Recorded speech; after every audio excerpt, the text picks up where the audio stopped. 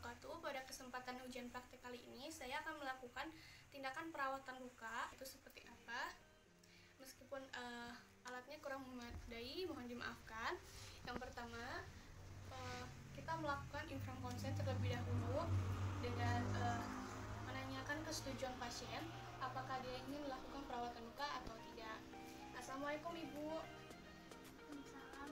Dengan Ibu siapa, Bu? Ibu Lilis. Boleh saya lihat gelangnya, Bu? Dengan Ibu Lilis, usianya berapa, Bu? 27. Baik Ibu Lilis, sesuai kontrak kita kemarin, saya akan melakukan tindakan perawatan luka kepada Ibu. Untuk itu apa Ibu bersedia? Ya, saya bersedia. Baik Bu, untuk karena Ibu telah bersedia, waktunya sekitar 15 menit kita melakukan perawatan luka itu. Untuk itu saya akan mengambil peralatannya sebentar. Kemudian mengambil peralatannya.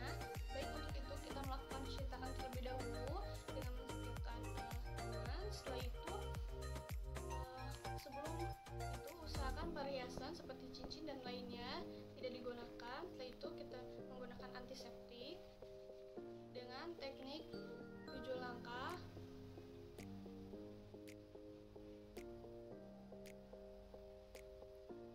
Baik, saya sudah mencuci tangan. Kita kembali ke pasien. Setelah itu jaga privasi pasien dengan menutup sampiran.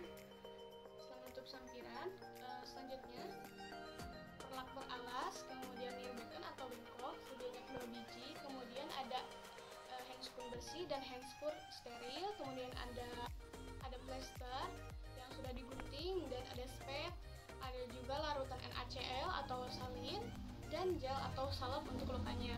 Kita langsung menggunakan handscoon. Handscoonnya bersih.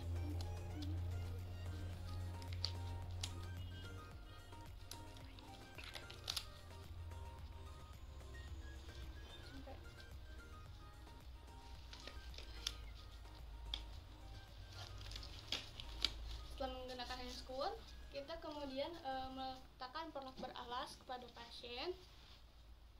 Permisi Bu, supaya nanti saat irigasi tidak jatuh kepada lantai. Selanjutnya kita meletakkan nirbekan. Yang pertama di bawah luka pasien untuk pengairan nanti saat irigasi, kemudian satu lagi untuk sampah bekas ini pasien. Untuk itu kita akan melakukan tindakan yang selanjutnya, yaitu melepas balutan pada pasien dengan menggunakan lidi cotton untuk melepas bagian plesternya dan menggunakan pinset. Kita menggunakan antiseptik, kita menggunakan alkohol untuk mempermudah pelepasannya dengan mengoleskan dari yang bagian dalam terlebih dahulu.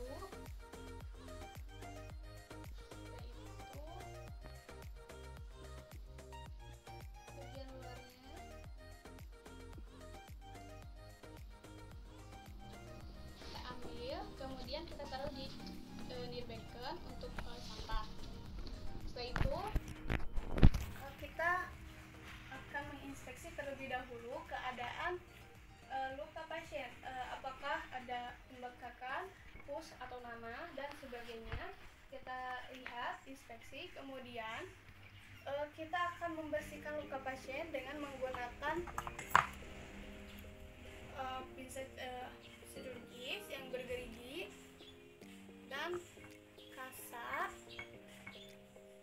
Kita lakukan dengan cara sirkuler dari dalam keluar. Setelah itu kemudian lakukan sekali lagi.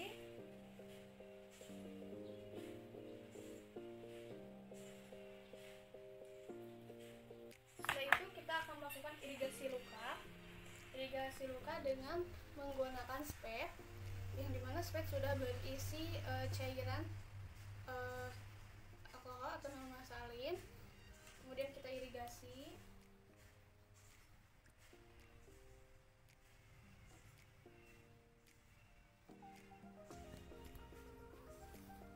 Baik, kita sudah letakkan kembali. Setelah itu,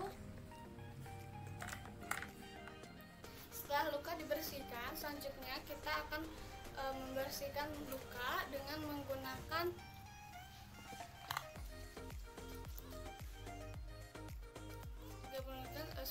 kemudian dimasukkan ke dalam larutan NaCl. Setelah itu kita keringkan. Setelah dikeringkan baru kita lapiskan seperti ini. Setelah itu lakukan 2 kali. Setelah selesai kita berikan salep atau gel. Kita berikan gel secara sirkuler. Setelah itu lalu diberi salep, kemudian kita masukkan balutan kasar, bisa 1 lapis atau 2 lapis tergantung pada kedalaman luka. Setelah itu kita gunakan plester untuk merekatkan lukanya.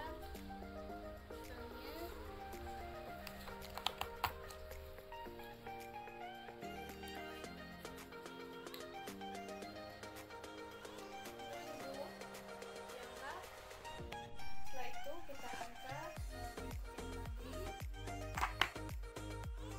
kita bereskan alatnya.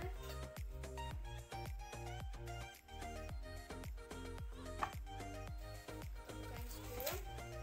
Kemudian kita terminasi dengan ibu. Perawatan lukanya sudah saya lakukan, tindakannya sudah selesai. Bagaimana kondisi ibu? Sangat baik.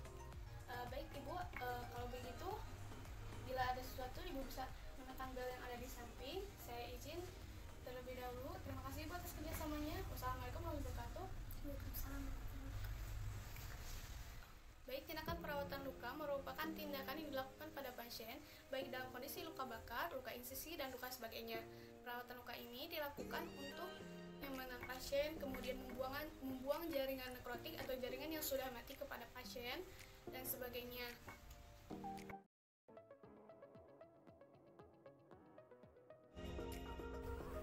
Untuk yang selanjutnya, saya akan menjelaskan tentang pemberian obat kepada pasien. Macam-macam pemberian obat pada pasien terbagi menjadi 4 cara. Yang pertama, pemberian oral, kemudian pemberian obat melalui parenteral atau injeksi, kemudian pemberian obat melalui topikal, yang terakhir adalah pemberian obat melalui obat tetes. Untuk yang pertama, pemberian obat melalui oral terbagi ke dalam 2 bentuk, yaitu bentuk padat dan bentuk cair. Untuk yang bentuk padat, sesuai obatnya. Bentuk padat yaitu seperti obat pil, kapsul, dan tablet. Sedangkan untuk yang cair seperti sirup, kemudian suspensi, dan emulsi atau larutan. Untuk pemberian obat secara oral ini terbagi menjadi 3 cara, yaitu pemberian oral biasa, kemudian pemberian obat secara sublingual, dan pemberian obat secara bukal. Untuk yang pertama, pemberian obat secara oral yang biasa ini menggunakan dengan bantuan air, misalnya minum obat pil atau tablet dengan memasukkan ke dalam mulut, kemudian ditelan bersamaan dengan bantuan air. Atau bisa juga dengan bentuk cair seperti sirup, larutan, dan yang lainnya, kemudian diminum dengan menggunakan sendok, kemudian dibantu dengan menggunakan air. Itu merupakan cara yang pertama. Untuk yang kedua, merupakan pemberian obat secara sublingual. Pemberian obat secara sublingual ini dengan cara menempatkan obat di bawah lidah, kemudian dibiarkan hingga obat itu terlarut. Yang selanjutnya, pemberian obat secara bukal, menempatkan obat di antara pipi dan gusi, kemudian dibiarkan hingga terlarut. Untuk pemberian obat yang kedua yaitu secara parenteral atau injeksi. Secara injeksi terbagi menjadi beberapa macam pemberian obat atau jenis penusukan. Yang pertama ada pemberian obat secara intrakutan, kemudian subkutan, intramuskular, dan intravena. Untuk yang pertama intrakutan ini dilakukan kepada untuk tujuan sintesis antibiotik dalam jaringan kulit, dilakukan dalam jaringan kulit sekitar 10-15 derajat penyuntikannya. Kemudian yang kedua yaitu subkutan. Untuk subkutan ini dilakukan di bawah kulit atau dermis, di bawah dermis sekitar sudutnya 45 derajat.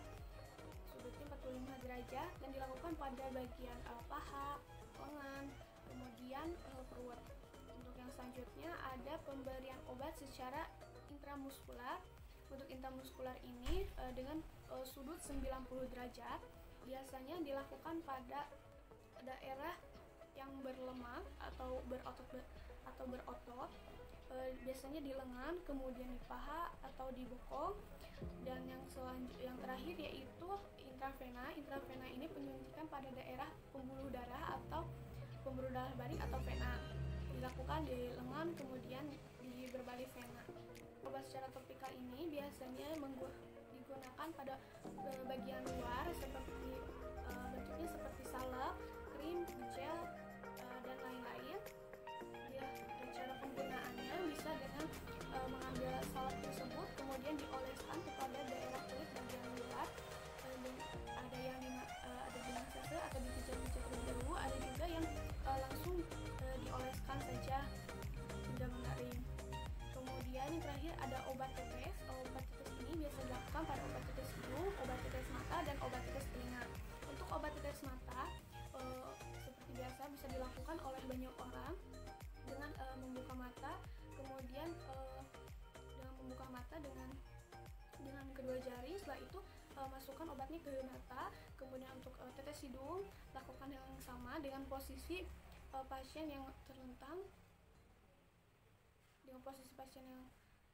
atau menekuk, kemudian diberikan tetesan hidung. Begitupun dengan telinga, biasanya dilakukan pada posisi pasien miring, kemudian diberikan obat tetes telinga tersebut. Untuk prosedur pemberiannya seperti biasa, datang pada pasien, kemudian info konsen, dijelaskan tujuan, tindakan, apa yang akan dilakukan. Kemudian setelah itu, setelah pasien setuju, tentukan terlebih dahulu identitas, benar obat, benar dosis, kemudian benar pasien. Setelah semuanya benar, baru persiapkan alat, kemudian lakukan tindakan pemberian obat tersebut, cuci tangan, kemudian datang balik ke pasien. Pemberian prosedur obat pemberian melalui parenteral. Untuk melalui parenteral ini biasanya digunakan oleh orang yang profesional seperti perawat dengan meminta pasien untuk kerjasama, kemudian duduk. Setelah duduk, cuci tangan menggunakan handscoon. Setelah itu baru menyiapkan obatnya, misalnya menggunakan suntikan. Ini biasanya untuk vaksinasi, biasa di daerah lengan, paha atau perut, biasanya di lengan. Kemudian meminta persetujuan pasien. Setelah itu mencuci tangan menggunakan handscoon. Setelah itu membuka lengan baju pasien. Setelah itu aspirasi terlebih dahulu menggunakan alkohol. Setelah itu baru suntikan obat dengan sudut 45 derajat. Kemudian suntikan obat, masukkan obat melalui suntikan tersebut. Setelah itu angkat secara perlahan, kemudian tutup dengan menggunakan kertas alkohol, ditekan. Setelah tindakan selesai, lakukan evaluasi pada pasien, cuci tangan, lalu kembali. Obat melalui topikal. Untuk topikal karena berbagai macam bentuknya, misalnya menggunakan salep atau gel. Perawat datang, kemudian minta izin kepada pasien atau inform consent akan melakukan tindakan tersebut.